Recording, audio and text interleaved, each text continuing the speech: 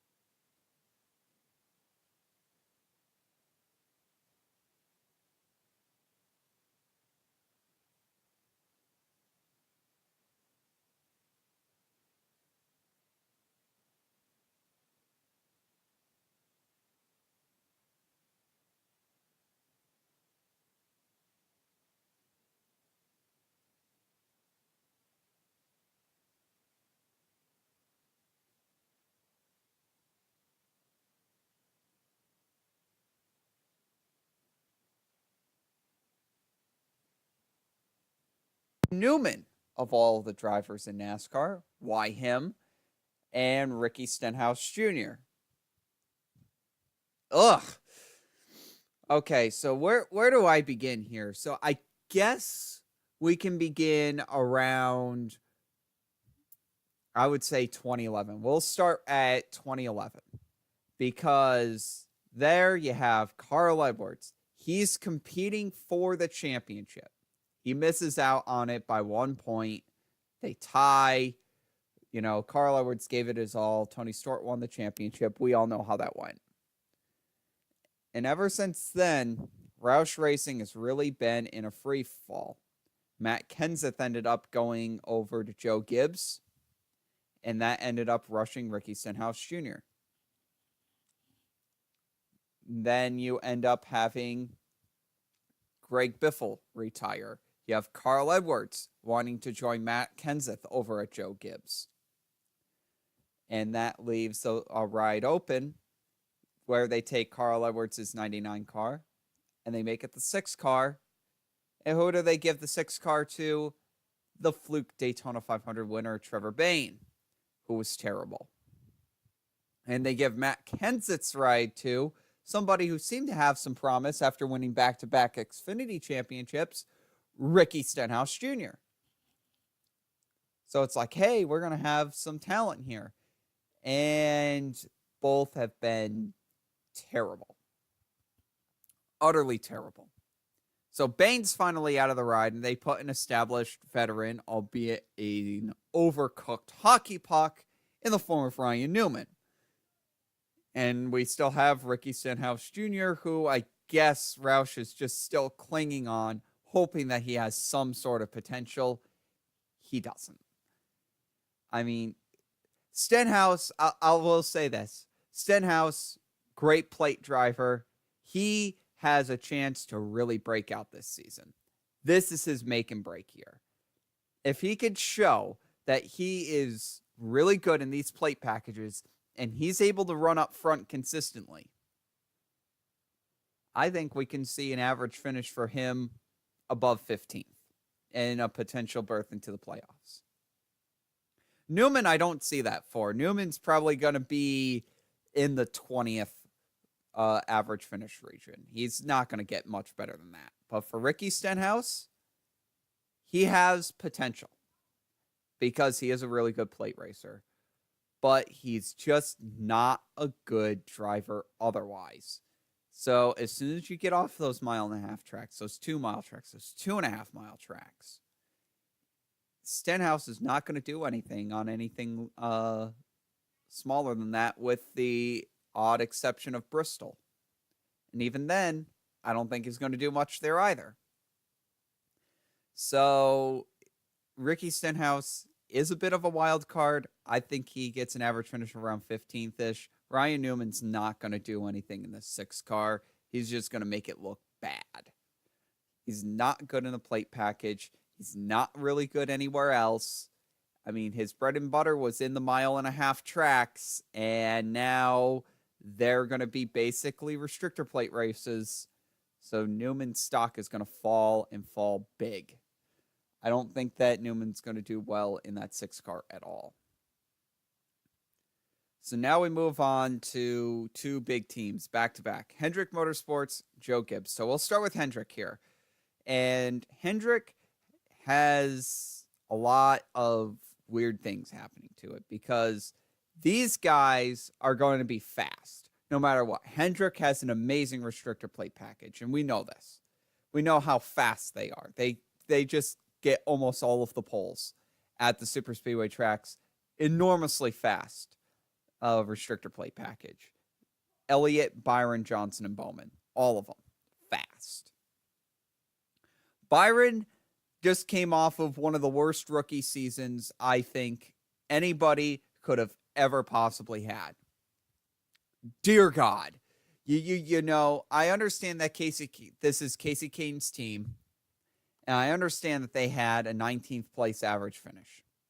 I understand that.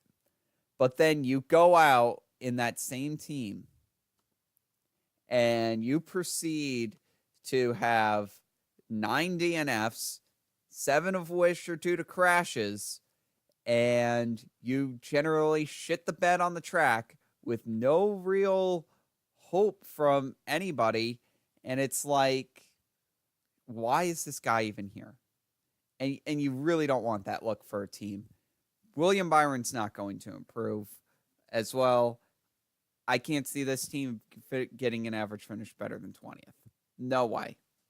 William Byron's not ready. He was rushed. His confidence got destroyed, and you really saw it in the latter half of last year, where he just got up a bunch of bad finishes, with the exception of Phoenix. Right at the end of the year, you can see it 34th, 38th, 39th.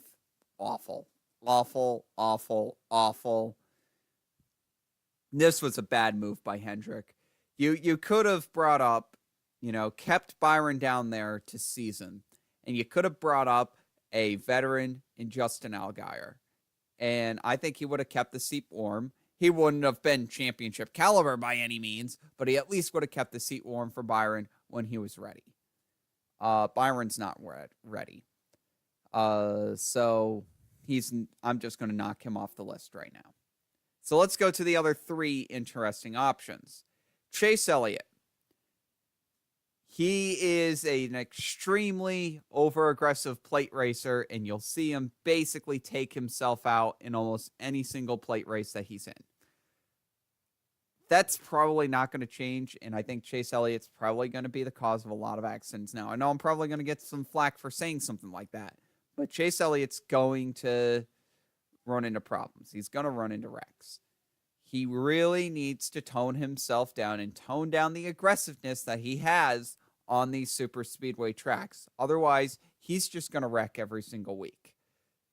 With that in mind, he's probably also going to win a few races as well, because his style is so make and break. So I see him with an average finish of roughly 15th. And again, this is like a Daniel Suarez or a Ricky Stenhouse thing. There's a high variance here. This is a very low confidence prediction. But I'm going to say for Chase Elliott, it's going to be around 15th. He's going to have wins, but I don't think he's going to consistently have the top 5s. He's not going to have the consistent top 10s, because he's either going to be in the top 5 or he's going to be in the garage. It's going to be one of those seasons for him. If I remember correctly, it was Jeremy Mayfield did something similar back in, I think, 2001 or something like that. It was an insane year. Jimmy Johnson. So Jimmy Johnson, 7-time champion, depending on what system you want to count. If you want to count NASCAR's current system, 7. There's really... Johnson's been on a decline, obviously.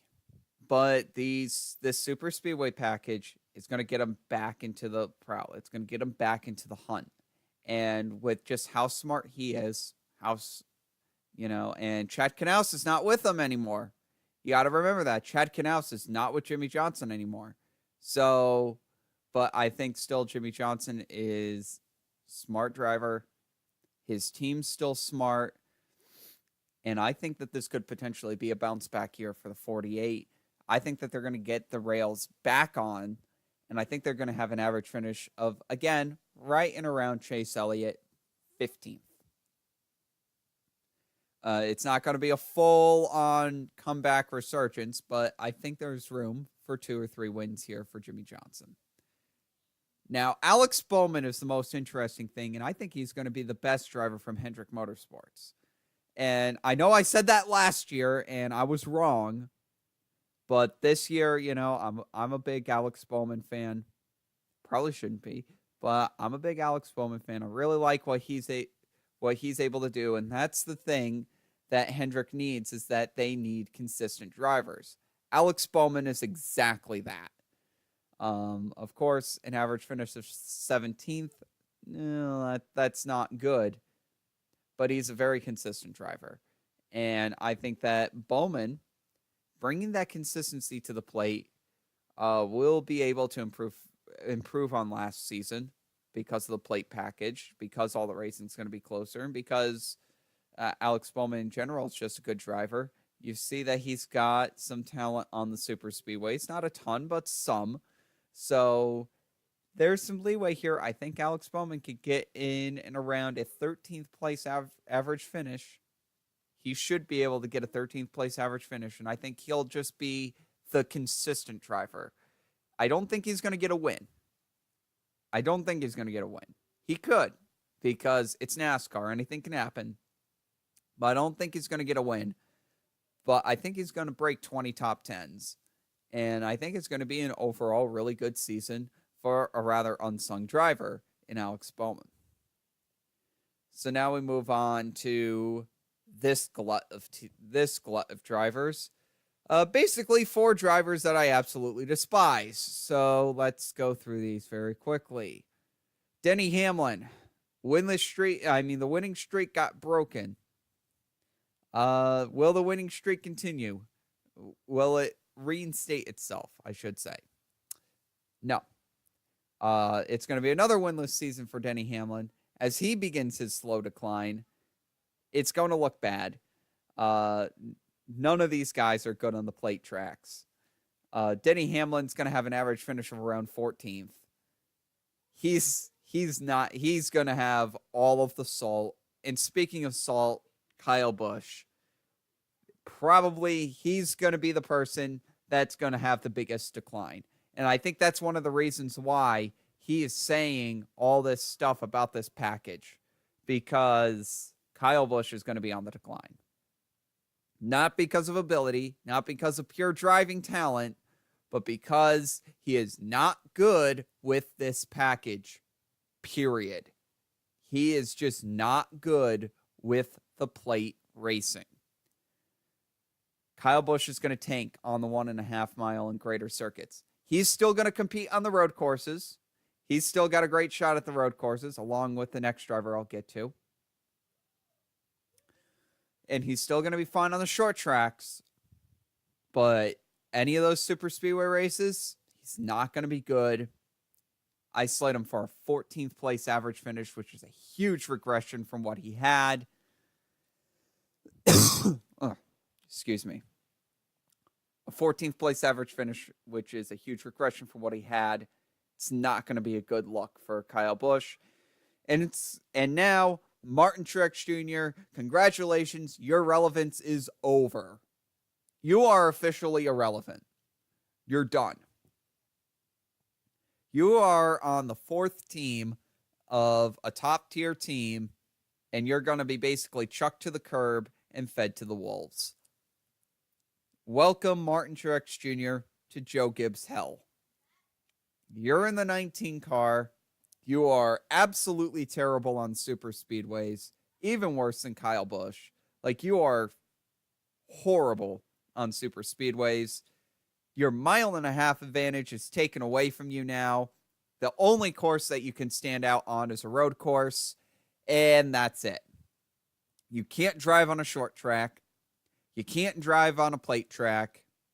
So you're basically relegated to be a road course ringer. 16th place average finish.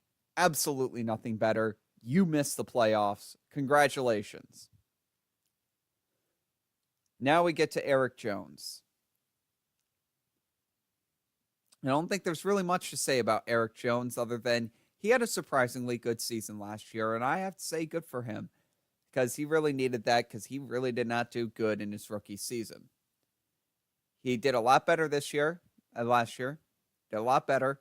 I think he's going to do good this year. I think he actually has the potential to be the best performing Joe Gibbs car with an average finish of around 13th. Do I think he's going to get a win? He could. He pulled it off at Daytona. He's an okay plate racer. He's really good on the short tracks. That's where he really shines, is the short tracks. And I think that's one thing that I think is going to stand out with Eric Jones is that he is a very, very good short track driver. I think that might stand out in this package. So Eric Jones, I think, is going to be the best performing Joe Gibbs car out of this set. The other 3, terrible plate racers. They're going to rot. And now we're going to get to Germain Racing. Ty Dillon, 13 car, Richard Childress affiliate. What else do I have to say? The team's going to be terrible. 25th place average finish if they're lucky. I don't know what else to say about this team. It's going to be awful. Of course, you've got Premium Motorsports with the 15, Ross Chastain. They're not going for points, and they're not going to get anything better than like a 28th place average finish. So let's go now to, we pretty much only have the small teams left, so it's probably going to go very quick from here. So here we go. Wood Brothers Racing. We have the 21 of Paul Menard. This is affiliated, of course, with Penske Racing, where you got the 2, the 12, the 22, but they've also got Paul Menard in the 21. And guess what? Paul Menard is actually really good on the plate tracks as well. So you could very well see Paul Menard be up there with Keselowski, Blaney, and Logano, and I think this very well could be Paul Menard's best career season. I could see him making the playoffs, getting in and around a 14th place average finish. And I was thinking last year that Paul Menard was going to do something like that. He didn't, but he still had a very good year. And I think he's got the best chance at having a breakout year for his career. I think this is going to be, it's not a last stand, but I think Paul Menard is going to be way better than people anticipate. We've got Go Fast Racing, the number 32 of Corey LaJoie. I mean, this team didn't do much with Matt DiBenedetto. LaJoie, probably not the same skill as DiBenedetto. Probably not going to do as well as DiBenedetto did. So we're going to be talking about an average finish with this team somewhere in the 30th place.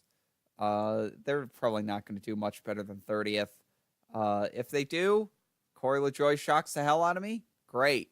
But I don't think LaJoie's going to do much better than that. Front Row Motorsports. Okay, so these guys decided to go to 3 cars again. So let's start with the number 34, which is Michael McDowell. And he just went to this team last year, and he did okay. I mean, a 25th place average finish.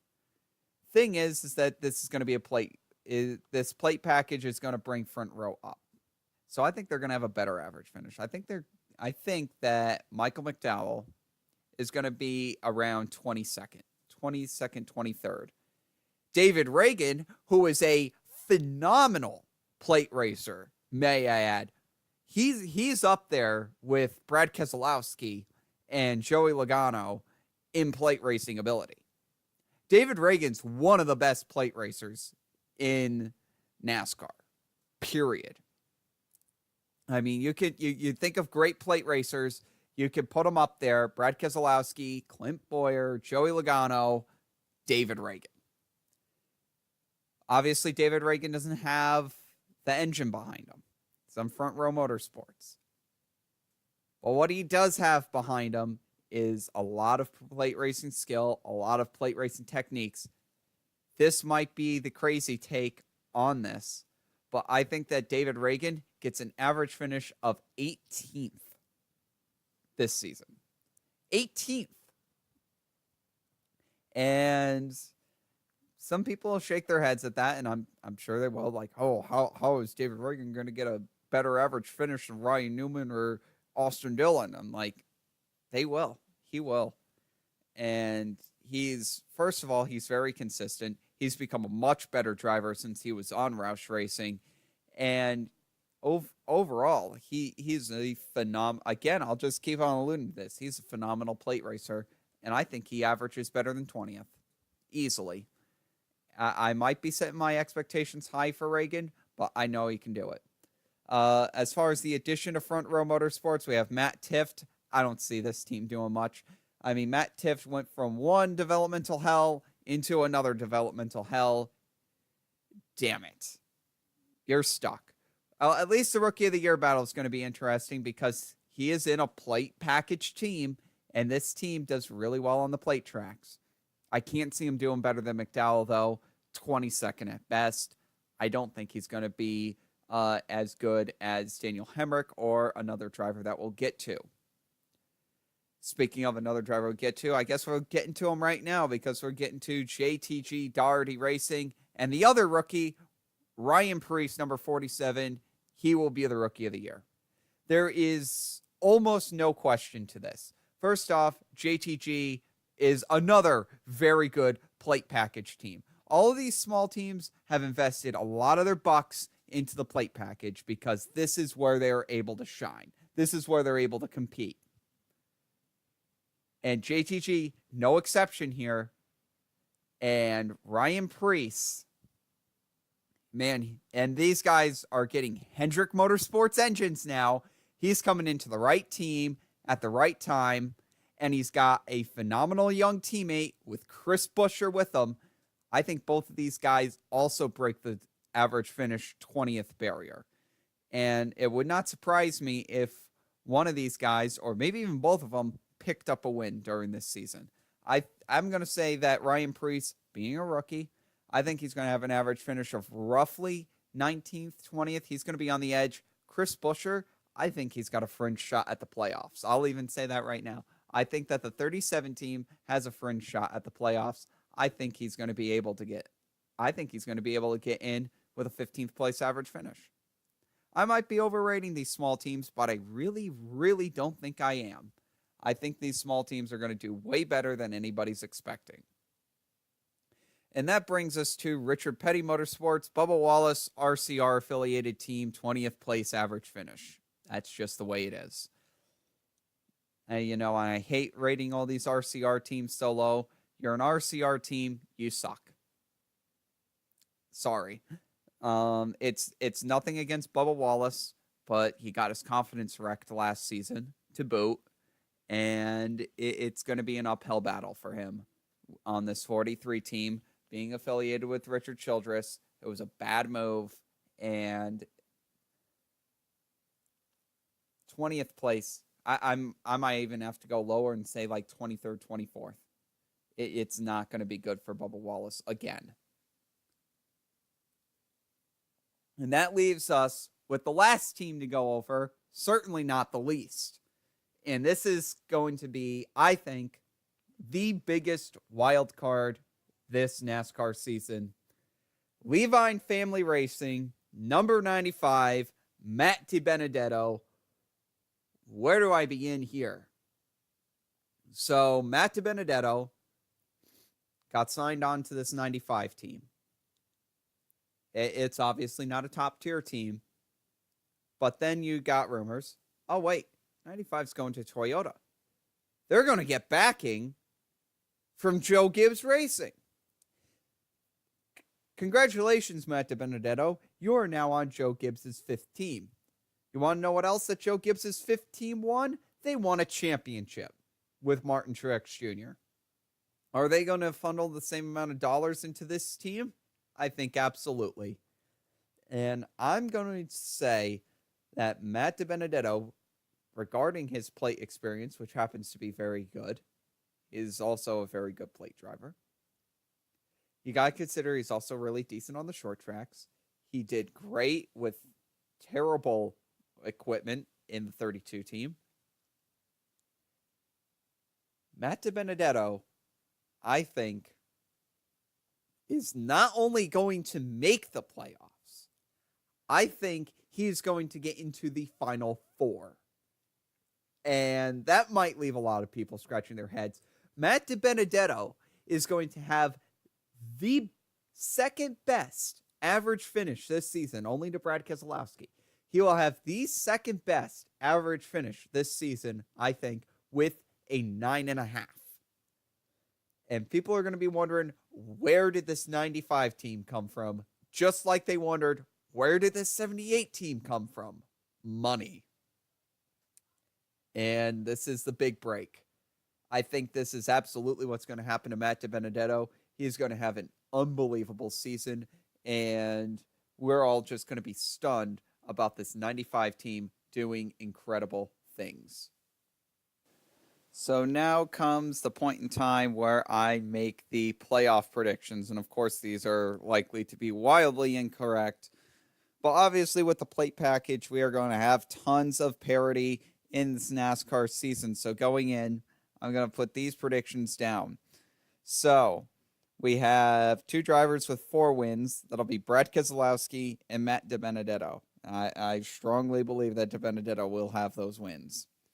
Brad Keselowski and Matt DiBenedetto will easily be the class of everything. That they will be the class of the field almost every race. Joey Logano, Ryan Blaney, they'll be just behind them with 3 wins. And then Kevin Harvick, Kyle Busch, they're just crafty drivers. They'll get 2 apiece. Clint Bowyer, very good plate racer. He'll certainly get 2 wins. And then single wins will be traded between Eric Almirola, Martin Truex Jr., Chris Buescher, David Ragan, Paul Menard, and Chase Elliott.